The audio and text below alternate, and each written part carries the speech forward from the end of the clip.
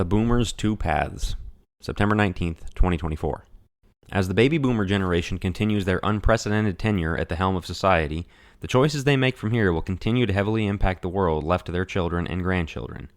Should Donald Trump reclaim the presidency in November, that will be 8 victories in 9 elections for the boomers, with Biden slipping in as an extremely late entry for the silent generation. Meanwhile, Gen X may never see one of their own in the Oval Office. This generational domination of the White House is often mirrored at the top of corporations and churches, too. And though we are closer to the end of the boomer reign than the beginning, you still have tremendous ability to influence the world you hand to your children and grandchildren. The boomers face 2 paths. Will they serve the future in the mold of David or of Hezekiah? David's foresight. 1 Chronicles 22 tells us David badly wanted to build a temple to honor God, but was denied because he had been a man of great bloodshed. So, instead, he went about compiling the materials so Solomon would be well set up to take on the project in his place. But the other side of this is the matter of David's bloodshed. Yes, he did wage much war, but that is not necessarily a condemnation. Goliath and his giant family needed to be taken out, the Philistines needed to be driven back, and so forth. You don't build a temple in wartime, you build it during peacetime. So while David couldn't build the temple, the difficult life he lived paved the way for Solomon to have both the materials and the political climate to build the temple. David did hard things and gave his son a tremendous leg up.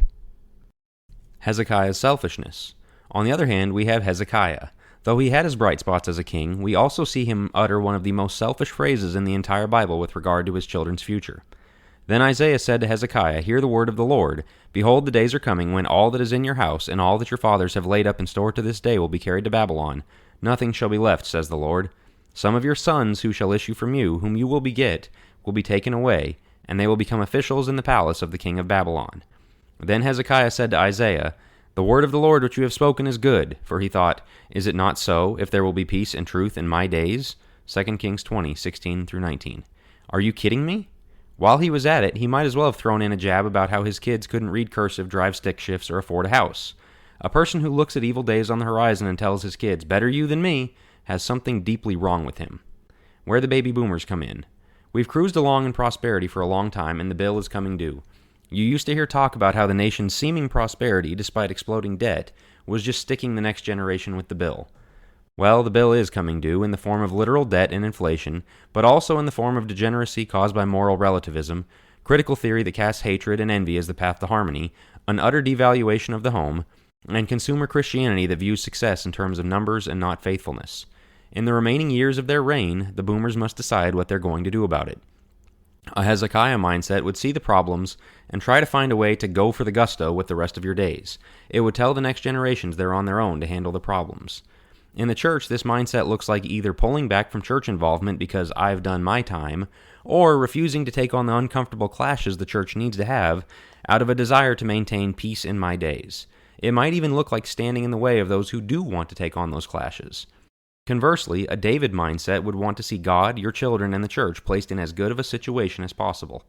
Like David, that would require fighting a lot of battles, looking toward the future, implementing changes, and preparing your successors to have and know what they need to take the baton and run with it.